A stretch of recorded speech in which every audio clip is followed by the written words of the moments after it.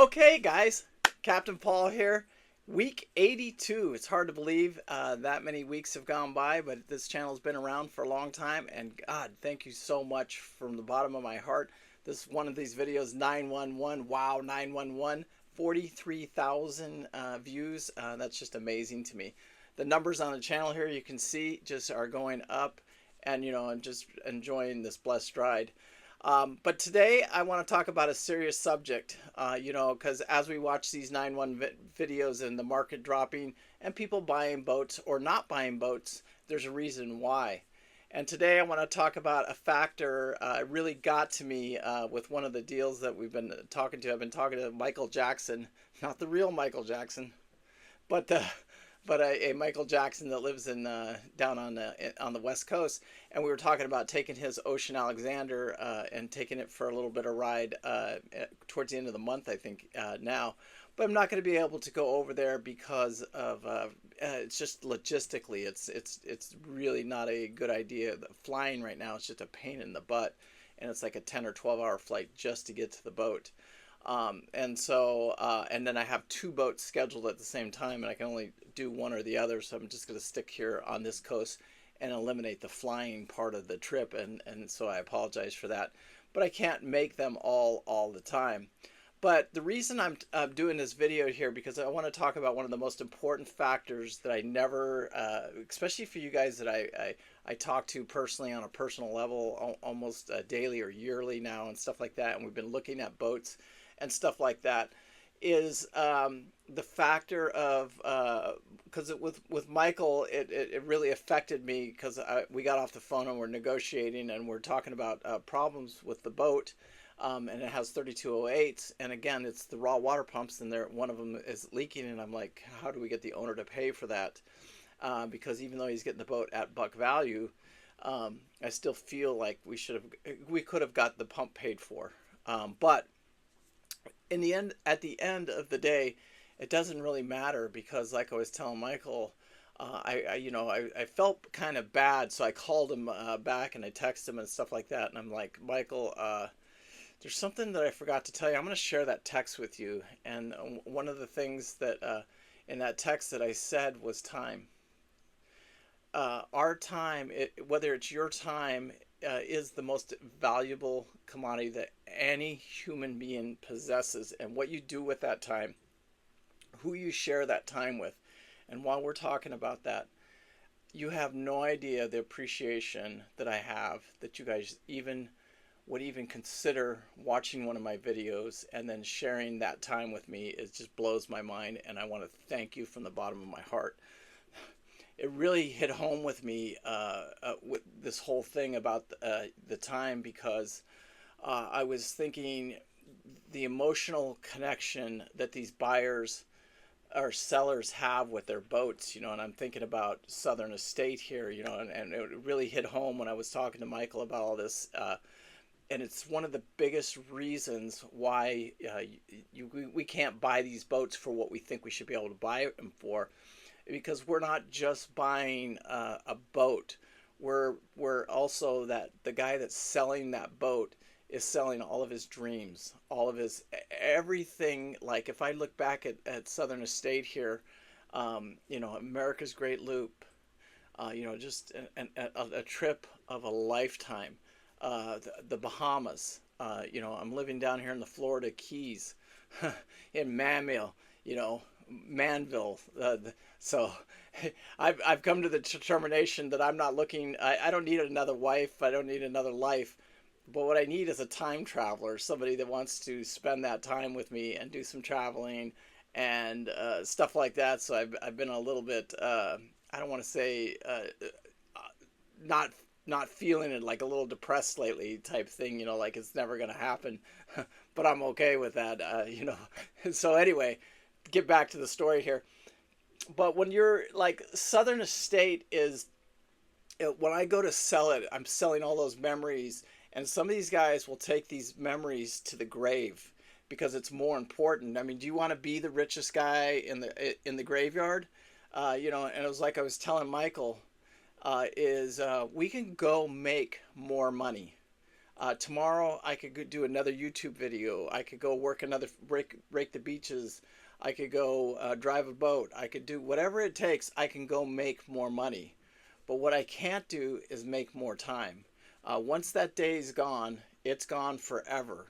And for me, this is just the way I feel personally, like the clock is ticking. I'm 61 now. I'll be 62 here in a few months. And I just feel like that clock is ticking so fast now, that, my time is very, very short now, in the big picture. I'm 2/3 of the way through this thing that we call life. And, and I am blessed every single day. You know what I'm saying? I have to pray to my God and say thank you for what you've given me and what you've done to me. It's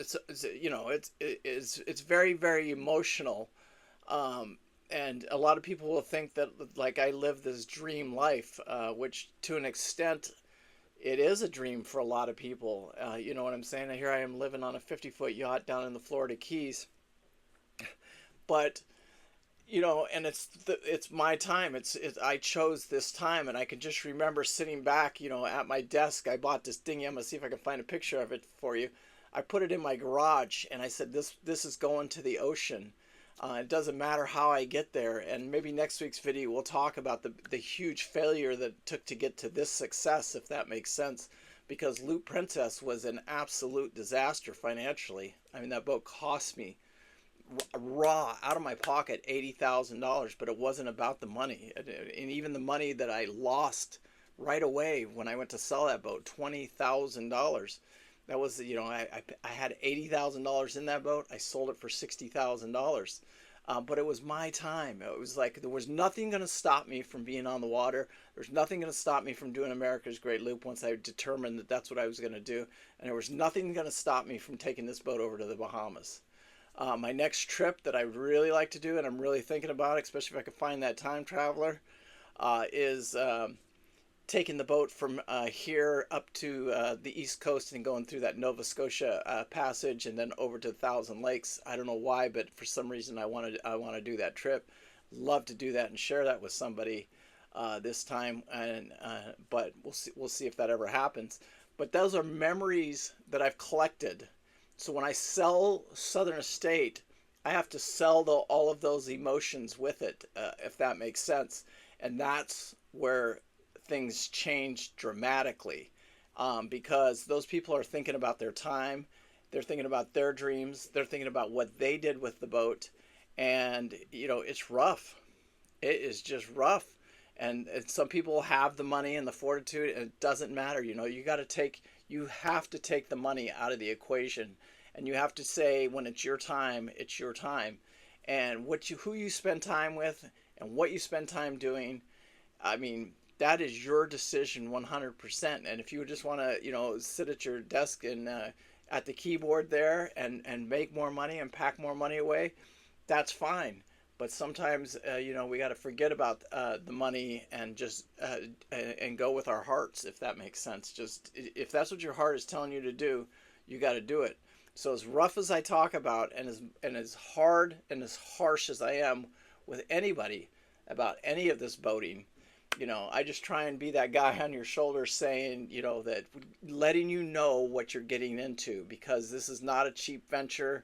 It's not an easy venture. It's not, it's not going to make your life any better or worse, but and it is going to give you memories, and what those memories are, and, is up to you, basically, because I've seen it go both ways. I've seen people that I've helped, Jim Cochran on his Loop Dream. The guy practically calls me every single day, no green bananas. I don't know if you guys remember that video, but he calls me once a week. We're very, very good friends now, him and Caffrey, and I can't believe what I did, and thank you for being such a part of it. And then I have the other extreme, like the 29 Ranger. We finally left here. There's nothing I can do with that boat.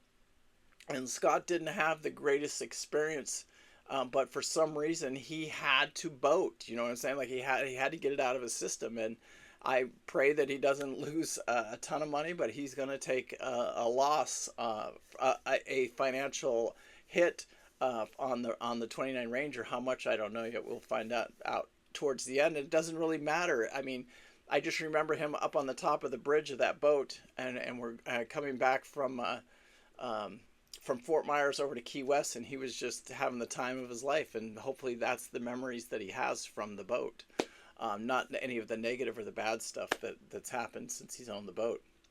Anyway, I appreciate all of you guys so much. I know I ramble, and I thank you guys so much for all the support over the years and months and days, and I appreciate your time so much.